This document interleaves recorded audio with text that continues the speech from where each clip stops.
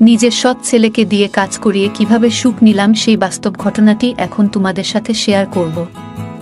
যদিও এই সব ঘটনা কারোর সাথে শেয়ার করা উচিত না, তারপরে তোমাদের সাথে শেয়ার করছি।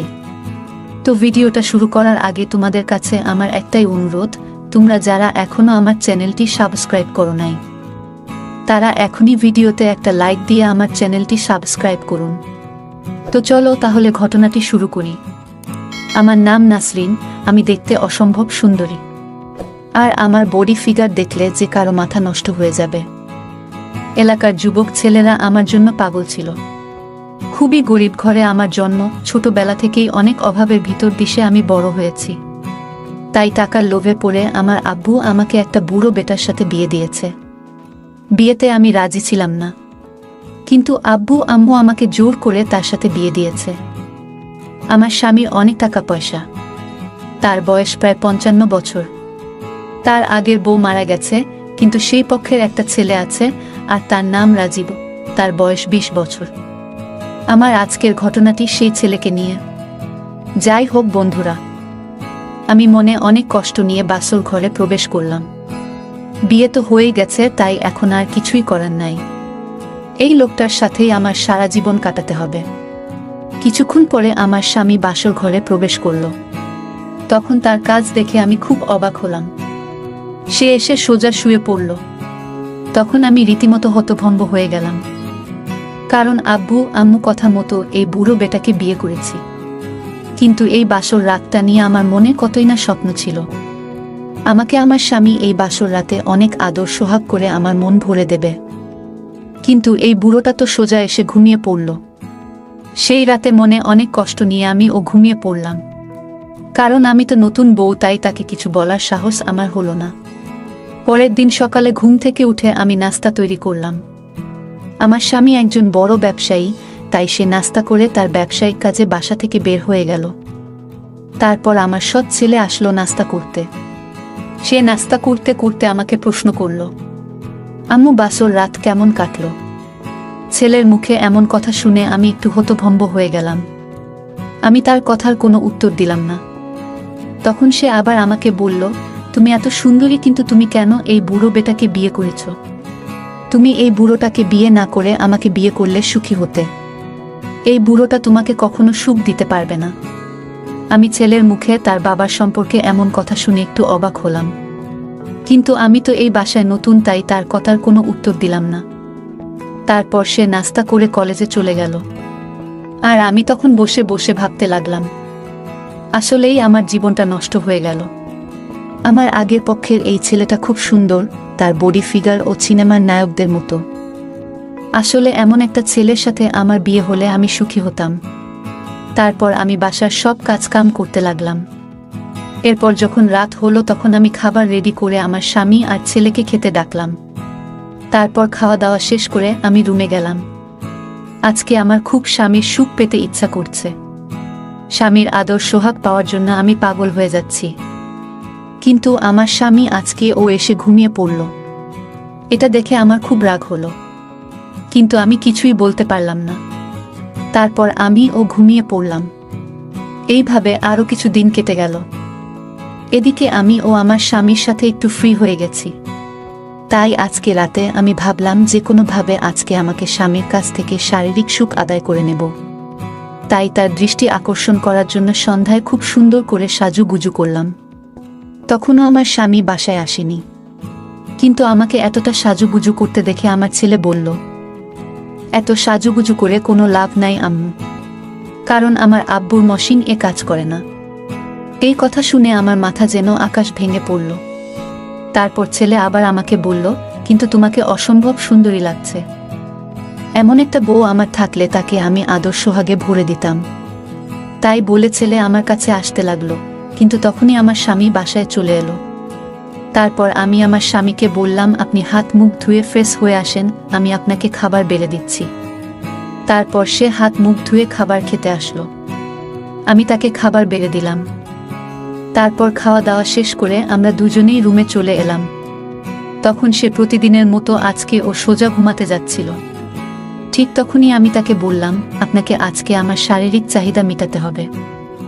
আমার বিয়ে হয়েছে তো অনেক দিন হয়ে গেল, কিন্তু আপনি একদিন ও আমাকে আদর সোহাগ করেননি। আজকে আমি আপনাকে ঘুমাতে দেব না, আমাকে আজকে আদর করতেই হবে। তখন সে আমাকে বলল, আমিও বুঝি তুমি কি বলতে চাও, কিন্তু আমি তো অপারক, আমি তোমাকে কিভাবে আদর করব? তখন আমি বললাম, তাহলে আমাকে বিয়ে করেছেন কেন? তখন সে আমাকে বলল, তোমাকে বিয়ে না করলে আমাকে রান্না করে খাওয়াতো কে? তখন আমি বললাম, তার মানে শুধু রান্না করার জন্যই আমাকে বিয়ে করেছেন? তখন সে বলল, রান্না বান্না আর বাড়ির কাজ করার জন্য আমি তোমাকে বিয়ে করেছি। আর তাছাড়া শারীরিক সুখ ছাড়া কি মানুষ বাঁচে না? তোমাকে ভালো ভালো খাবার দিচ্ছি, ভালো কাপড় দিচ্ছি, গয়না দিচ্ছি, আর কি চাও তুমি? তখন আমি খুব কান্না করতে লাগলাম, আমার জীবনটা একেবারে শেষ হয়ে গেল। আমি কি করব কিছুই ভেবে পাচ্ছিলাম না। তারপর আমি তাকে বললাম, আমি কালকে বাবার বাড়ি যাব, আমি সেখানে কয়দিন থাকবো, তারপর আবার বাসায় আসব। তখন সে বুঝতে পারল যে আমি রাগ করে যাচ্ছি, তাই সে আমাকে বলল, ঠিক আছে তুমি যাও, কিন্তু আমার ছেলেকে ওর সঙ্গে করে নিয়ে যাও। তুমি যখন আসবে তখন তাকেও সাথে করে নিয়ে আসবে। তখন আমি বললাম, ঠিক আছে। তারপর পরের দিন সকালে আমার ছেলেকে বললাম, তোমাকে আমার সাথে আমার বাবার বাড়ি যাইতে বলেছে তোমার আব্বু। তখন সে বলল, ঠিক আছে যাব। তখন আমি বললাম, তাহলে কাপড় চোপড় গুছিয়ে নাও। তারপর সে আমার কথা মতো কাপড় গুছিয়ে নিল। তারপর যথারীতি আমার বাবার বাড়িতে চলে এলাম। আমার মনটা খুব খারাপ ছিল, কারণ শারীরিক সুখ ছাড়া একটা মেয়ে কিভাবে বাঁচতে পারে। আমার একটা চাচাতো ভাই আছে, তার নাম মারুফ, সে আমাকে খুব পছন্দ করত। আমি বাবার বাড়ি আসাতে সে আমাদের বাড়ি এলো। তখন আমি তাকে বললাম, আমার জীবনটা একেবারে নষ্ট হয়ে গেছে। তখন সে আমাকে বলল, কেন, কি হয়েছে তোমার? তখন আমি তাকে বললাম, এত কথা এখন বলা যাবে না। তখন সে আমাকে বলল, তাহলে কখন বলবা? আমি তখন তাকে বললাম, আমাদের বাড়ির পিছনে যে বকুল গাছটা আছে সেইখানে তুমি রাত 12টার সময় আসবা। আমিও তখন সেখানে যাবানি, আর তখন আমি তোমাকে সবকিছু খুলে বলবো। তখন সে বলল, ঠিক আছে। কিন্তু এই সব কথা আমার ছেলে শুনে ফেলল, সেটা আমরা বুঝতেই পারিনি। তারপর যখন রাতে খাওয়া দাওয়া শেষ করে সবাই ঘুমিয়ে পড়ল, তখন আমি আস্তে করে সেই বকুল তলায় চলে গেলাম। সেখানে গিয়ে দেখি মারুফ আগে এসে আমার জন্য অপেক্ষা করছে। আমি সোজা গিয়ে তাকে জড়িয়ে ধরলাম। তাকে জড়িয়ে ধরে কান্না করতে করতে বললাম, আমার জীবনটা শেষ হয়ে গেছে, এখন তুমিই আমার একমাত্র সম্বল। এদিকে আমার পিছে পিছে আমার ছেলেও সেখানে আসলো, কিন্তু আমরা তাকে দেখিনি। সে লুকিয়ে লুকিয়ে আমাদের সব কথা শুনতে লাগলো। এদিকে আমাকে মারুফ বলল, কি হয়েছে তোমার, বলো তো। তখন আমি মারুফকে আমার সব ঘটনা খুলে বললাম। আমার স্বামী যে আমাকে কখনো শারীরিক সুখ দিতে পারেনি আর পারবে ও না, সেটা আমি তাকে খুলে বললাম। তখন সে আমাকে বলল, তাহলে সে তোমাকে বিয়ে করেছে কেন? তখন আমি বললাম, শুধু রান্না বান্না আর বাসার কাজ করার জন্য আমাকে বিয়ে করেছে। তখন মারুফ আমাকে বলল, তাহলে এখন তুমি কি করতে চাচ্ছ? আমি তখন তাকে বললাম, তুমি তো আমাকে ভালোবাসো, আর তাছাড়া আমার বিয়ে হয়েছে নামে মাত্র। আমার স্বামী তো আমাকে কখনো স্পর্শ করেই দেখি নাই। আমি এখনো ইনটেক একটা মেয়ে আছি, তাই বলছি চলো আমরা পালিয়ে যাই, আমরা অনেক দূরে গিয়ে দুইজন মিলে সংসার করি, চলো। তখন সে আমার প্রস্তাবে রাজি হলো। তখনই আমার ছেলে সেখানে চলে এলো আর আমাকে বলল, আমি এখনই আব্বুকে ফোন করে সব বলে দেব, আর তোমার আব্বু আম্মুকে ও এখন এখানে ডাকবো। তখন আমরা আমার ছেলেকে দেখে খুব ভয় পেয়ে গেলাম, আর আমি আমার ছেলেকে বলতে লাগলাম, দয়া করে তুমি এই কথা কাউকে বলো না, বিনিময়ে তুমি যা চাইবে আমি তোমাকে তাই দেব। তখন আমার ছেলে আমাকে বলল, ভেবে চিনতে বলো, আমি যা চাইবো তুমি আমাকে তাই দিবে তো? তখন আমি বললাম, ঠিক আছে, তুমি যা চাইবে আমি তাই দেব। তখন ছেলে বলল, তাহলে তুমি এখনই আমাদের বাসায় চলো, তারপর আমি তোমার কাছে চাইব। তখন আমি নিরুপায় হয়ে তার কথা মেনে নিলাম, আর আমার ছেলের সাথে তখনই বাসায় চলে এলাম। বাসায় আসার পর আমার স্বামী আমার কাছে প্রশ্ন করল, এত রাতে কেন আসলে? তোমরা তো কালকে সকালে আসতে পারতে। তখন আমার ছেলে বলল, আব্বু, আমার সকাল সকালই বাসা থেকে বের হয়েছিলাম, কিন্তু রাস্তায় অকেন জ্যাম থাকার জন্য রাত হয়ে গেছে। তারপর আমরা সেই রাতে ঘুমিয়ে পড়লাম। পরের দিন সকালে নাস্তা করে আমার স্বামী তার কাজে বের হয়ে গেল। তারপর আমি আমার রুমে আসলাম, আর ঠিক তখনই আমার ছেলে ও আমার রুমে এলো। তখন সে আমার দিকে অদ্ভুত দৃষ্টিতে তাকাতে থাকলো। আমি তার চোখের ভাষা বুঝতে পারলাম, কিন্তু কিছুই না বুঝার ভান করে বসে থাকলাম। সে আস্তে আস্তে আমার পাশে এসে বসল। তারপর আমার হাতটা ধরে বলল, আম্মু মনে আছে তো তুমি কি বলছিলা? আমি যা চাইবো তুমি তাই দিবে। তখন আমি ভয়ে ভয়ে বললাম, কি চাস তুই? তখন সে আমাকে বলল, আমি তোমাকে প্রথম দেখাতেই ভালোবেসে ফেলেছি। নিজেই উঠে তার জন্য নাস্তা তৈরি করা উচিত, কিন্তু সারা রাত ডিউটি করার পর এমন ক্লান্ত হয়ে যেতাম যে 5টায় বাসায় ফিরে গভীর ঘুমে তলিয়ে যেতাম, আর উঠতে ভাল লাগতো না। দুপুর 2টায় ওঠার পর লাঞ্চ করে আমার প্রাইভেট রুমে বসে থাকতাম। চাকরির পাশাপাশি আমি একটি প্রাইভেট ক্লিনিকও খুলেছিলাম, যেখানে আমি গরিব মানুষের চিকিৎসা বিনামূল্যে করতাম। ক্লিনিক থেকে আসার পর সন্ধ্যায় চা খেয়ে হাসপাতালে যেতাম। মাঝে মাঝে আমার স্বামী আমাকে অভিযোগ করে বলতো, কোহিনূর তুমি তোমার জীবনকে এতটা ব্যস্ত করে ফেলেছ যে আমাদের জন্য তোমাদের সময় নেই। আমিও তোমাকে ভালোবাসি এবং তোমার প্রয়োজন অনুভব করি। কিন্তু আমার স্বামী খুব ভালো ছিল। আমি তাকে খুব তাড়াতাড়ি মানিয়ে নিতাম এবং ও আমার অসুবিধা বুঝত। জীবন একই রুটিনে চলছিল। কিছুদিন শান্তিতে কেটে গেল। আমি তেমন কিছু দেখতে পেলাম না, তাই আমি কিছুটা নিশ্চিত হলাম। কিন্তু একদিন কলি আবার আমার কাছে এসে বলল, মেম সাহেব, আপনি আমার কথা শুনুন। দিনের বেলায় আপনার ডিউটি করিয়ে নিন, তাহলে আপনার শাস্তি আমাকে ভোগ করতে হবে না। এবারও খুব রেগে বলেছিল এবং কথা শেষ করেই সেখান থেকে চলে গেল। ওর কথা শুনে আমি হতবাক হয়ে গেলাম যে আমার ভাগের শাস্তি মানে কি? ও আমার স্বামীর সাথে আমার ভাগের সময় কাটাচ্ছে না তো? এই ভেবে আমার পায়ের নিচ থেকে মাটি সরে গেল। আমার স্বামীর উপর আবার যে বিশ্বাস ছিল সেটা নয় বলে মনে হতে লাগলো। কিন্তু তারপর ভাবলাম, না, এটা সম্ভব না, ও নিশ্চয় এমনই এই কথা বলছে। কিন্তু তারপরেও আমি জানতে চাই যে আমার দিনে ডিউটি করার জন্য না করে রাতে ডিউটির জন্য এত জোর করার পিছনে উদ্দেশ্য কি? আমি একজন ডাক্তার এবং আমি সারা জীবন সততার সাথে কাজ করেছি এবং কখনো কারো কাছ থেকে কোনো অনুগ্রহ নেয়নি। হাসপাতালের ম্যানেজার আমাকে যে ডিউটি দিয়েছে তা আমি সানন্দে গ্রহণ করেছি এবং পূর্ণ নিষ্ঠার সাথে তা পালন করেছি। এখন আমি নাইট শিফটের কথা বলে রেখেছিলাম, বলেছিলাম যে আমি নাইট ডিউটি করব। এতে আমার কোনো সমস্যা নেই। এখন আমি হঠাৎ করে ছেড়ে যেতে পারবো না, তাহলে আমার নাম খারাপ হয়ে যাবে। এত বছর ধরে আমি কঠোর পরিশ্রম করেছি এবং কখনো কথার খেলাপ করিনি। পুরো স্টাফদের আমার উপর অনেক আস্থা ছিল, কিন্তু এভাবে আমি আমার সংসারটা নষ্ট করতে চাই না। তাই ভাবলাম কিছু করা দরকার। কলি গত 1 বছর ধরে আমার বাড়িতে কাজ করছে। এতদিনে না ওর বিরুদ্ধে আমার বিরুদ্ধে ওর কোনো অভিযোগ ছিল না। একজন বিধবা যার 2-3টি সন্তান আছে এবং ও তাদের ভরণপোষণের জন্য আমার বাড়িতে কাজ করত।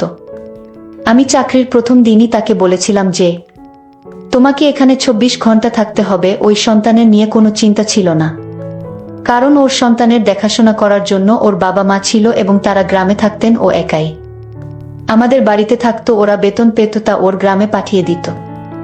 যদিও আমি ওকে অনেকবার বলেছিলাম যে তুমি চাইলে তোমার সন্তানদের এখানে নিয়ে আসতে পারো, তুমি যেখানেই থাকো তোমার সন্তানরাও সেখানে থাকবে। কিন্তু কেন জানি না, ও রাজি ছিল না।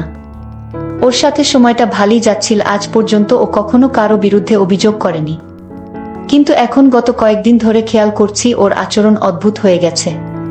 প্রতিবারই ও আমাকে একই কথা বলতে থাকল, মেম সাহেব, দিনের বেলা আপনার ডিউটি নিয়ে নিন আর রাতে বাসায় থাকুন। আমি কিছুই বুঝতে পারছি না রাতে বাসায় কি এমন হয় যার কারণে ও এত ঘাবড়ে যায়। এবং আমাকে এই কথা বলে একদিন এমন হল যে আমি ডিউটিতে ছিলাম। এমন সময় হঠাৎ একজন নার্স আমার কাছে এসে বলল যে অনেক দূর থেকে একজন মহিলা আপনার সাথে দেখা করতে এসেছে। আমি জিজ্ঞাসা করলাম সে কি রোগী, কারণ এই সময় আমার ডিউটি ছিল। তখন সে বলল, না, তিনি আপনার কোনো আত্মীয়। এই সময় আমার কোনো আত্মীয় আমার সাথে দেখা করতে ডিউটিতে আসতে পারে। ভাবতে ভাবতে বের হলাম। বাইরে গিয়ে দেখি একজন অচেনা মহিলা দাঁড়িয়ে আছে। আমি বিরক্ত সাথে তার দিকে তাকিয়ে জিজ্ঞেস করলাম, কে আপনি এবং আমার সাথে দেখা করতে চাইছেন কেন? তুমি কি ডাক্তার নিপুণ? আমি বললাম, হ্যাঁ, আমি ডাক্তার নিপুণ। আমার কথা শুনে সে হঠাৎ তার মোবাইলের ক্যামেরা বের করে আমার ছবি ক্লিক করেই হঠাৎ পালিয়ে গেল। আমি কয়েক সেকেন্ডের জন্য বুঝতে পারিনি কি হলো ব্যাপারটা, এবং যখন বুঝতে পারলাম তখন সে আমার থেকে দূরে পালিয়ে গেছে। আমি তার পিছনে জোরে দৌড়ালাম যাতে তাকে জিজ্ঞেস করতে পারি কেন সে আমার ছবি তুলেছে এবং সে কে। কিন্তু সে খুব দ্রুত ছুটতে ছুটতে আমার নাগালের বাইরে চলে গিয়েছিল। আমি ফিরে এসে ভাবতে লাগলাম, এবং ভগবান, আমার সাথে এসব কি হচ্ছে?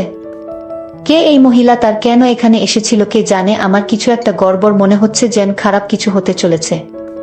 আমার ষষ্ঠ এনজিও বারবার আমাকে সংকেত দিচ্ছিল যে সম্ভবত আমার জীবনে কিছু খারাপ ঘটনা ঘটতে চলেছে।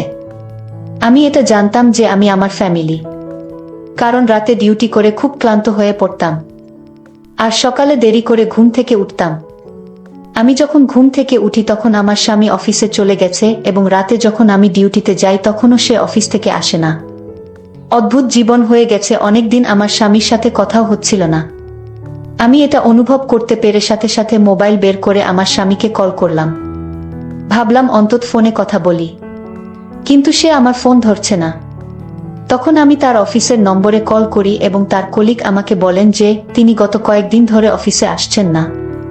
তার কথা শুনে আমি অবাক হয়ে গিয়েছি। সে অফিসে যাচ্ছে না, এই বিষয়ে আমার কোনো ধারণাই ছিল না। কিন্তু আশ্চর্যের বিষয় হলো যে সে প্রতিদিন অফিসের জন্য বাড়ি থেকে বের হতেন।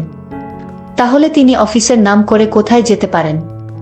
পরের দিন ছুটি নেওয়ার কথা ভাবলাম। আমি যখন বাড়িতে এই কথাটা জানালাম তখন সবাই খুব খুশি।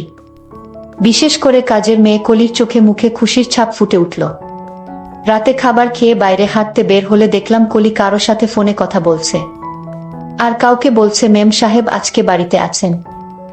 আজ আমার কপাল ভালো, নইলে তো তার ভাগের শাস্তি পেতে আমি হয়তো মরেই যেতাম। আমি যখন তার কাছে গেলাম সে হঠাৎ ঘাবড়ে গিয়ে ফোন কেটে দিল। আমি যখন তাকে জিজ্ঞেস করলাম তার সাথে কথা বলছে, সে বলল কারো সাথে নয়, শুধু মাকে ফোন করেছিলাম সন্তানদের খবর নেওয়ার জন্য। এখন কলির প্রতি আমার সন্দেহ বেড়ে গেল। হয়তো সে কোনো ঘোট পাকাচ্ছে অথবা আমার কাছ থেকে বড় কিছু লুকাচ্ছে। এটা তো নয় যে সে কোনো অন্যায় কাজে জড়িয়ে পড়েছে। ভাবলাম আজকে বাড়ি থেকে দেখবে এখানে কি এমন হয়, কিন্তু আমার চোখে কিছুই করল না। সবাই আরামে শুয়ে পড়ল। আমার ছুটির কথা শুনে আমার স্বামী খুব খুশি হয়ে বললেন, কতদিন হয়ে গেল আমরা একসাথে সময় কাটানোর সুযোগ পাইনি। আমিও বুঝতে চেষ্টা করলাম সে কি সত্যিই খুশি নাকি শুধু খুশির ভান করছে। তাই সন্দেহের চোখে তার দিকে তাকালাম যে এটা সম্ভব কিনা যে আমি বাড়ি ছাড়ার পরে তার এবং কাজের মেয়েটির মধ্যে কোনো সম্পর্ক আছে কিনা। সেজন্য মেয়েটি আমাকে বলে যে আপনি বাড়িতে থাকুন, আমার একটি মেয়ে এবং একটি ছেলে আছে। মেয়েটি স্কুলে পড়ে এবং ছেলেটি ছোট ছিল এবং সেই স্কুলে যেত বাড়িতে। আমরা এই কজন ছিলাম, তাই আমার ধারণা ছিল বাড়িতে শুধু একটা কাজের মেয়ে যথেষ্ট। তাই কলি ছাড়া আর কাউকে কাজে নেওয়ার জন্য ভাবিনি। আমি এক দুবার পরিবারের সদস্যদের অন্য কোনো কাজের মেয়ে নেওয়ার কথা বলেছিলাম। তখন সবাই কলির অনেক প্রশংসা করে বলতো যে ও একা থাকলেও আমাদের কোনো সমস্যা হয় না, তাহলে অন্য কাজের মেয়ে নেওয়ার কি দরকার। আমিও স্বস্তি পেলাম। কিন্তু গত কয়েকদিন ধরে আমি লক্ষ্য করেছিলাম যে কলি আর আমার মেয়ে শান্তা একে অপরের সাথে আরো বেশি ঘনিষ্ঠ হতে শুরু করেছে। শান্তা সারাক্ষণ কলির আশেপাশে থাকত। এটা দেখে আমার খুব অদ্ভুত লাগতো যে কেন কলিকে এত ভালোবাসতে শুরু করলো।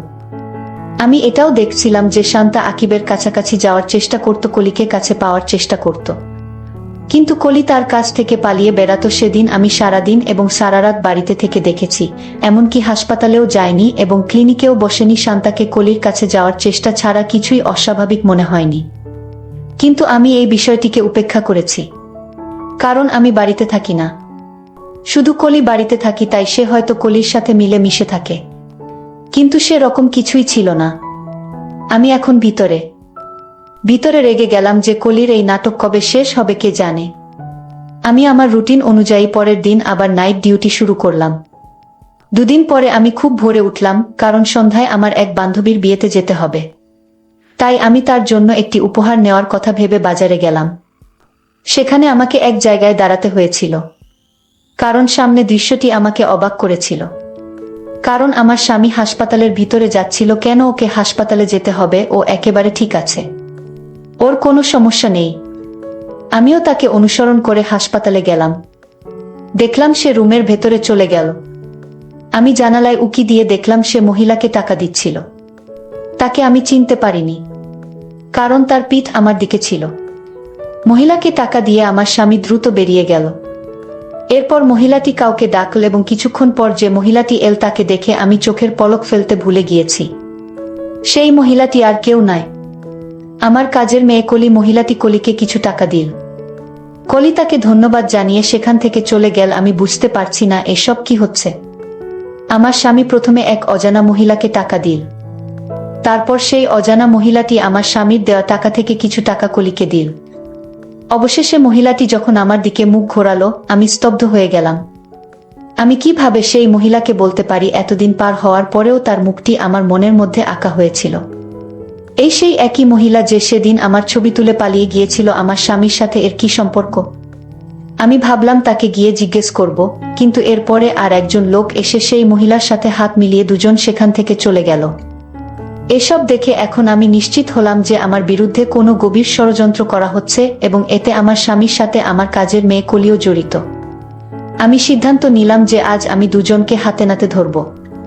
রাতে যখন আমি নাইট ডিউটিতে যাচ্ছিলাম তখন আমার স্বামীও বাসায় এসে আমাকে বলল, চলো আমিও তোমার সাথে যাব, কিছু জরুরি কাজে শহরের বাইরে যেতে হবে।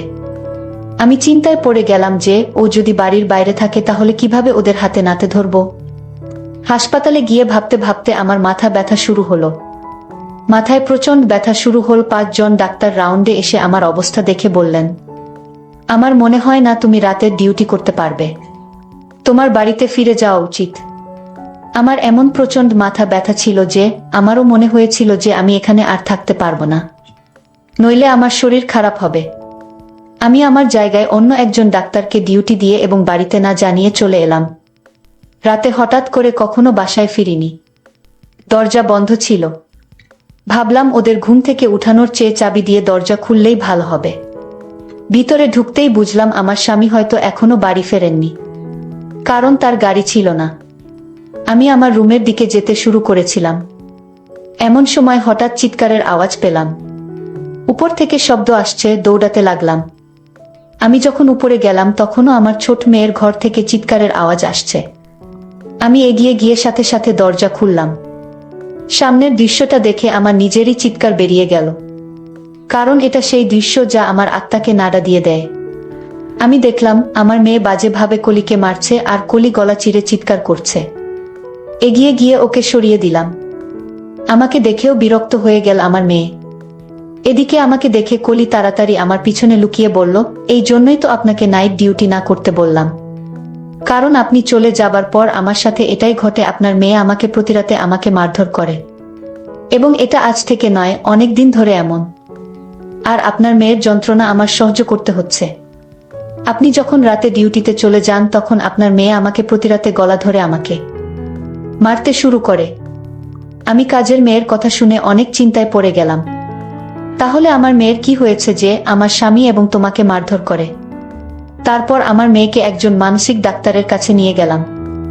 মানসিক ডাক্তার বলল, আপনার মেয়ের কিছু হয়নি, আপনার মেয়ে বাবা মায়ের ভালোবাসা পায়নি, আর তাই আপনার মেয়ের এমন অবস্থা। আপনি থাকেন রাতে ডিউটিতে,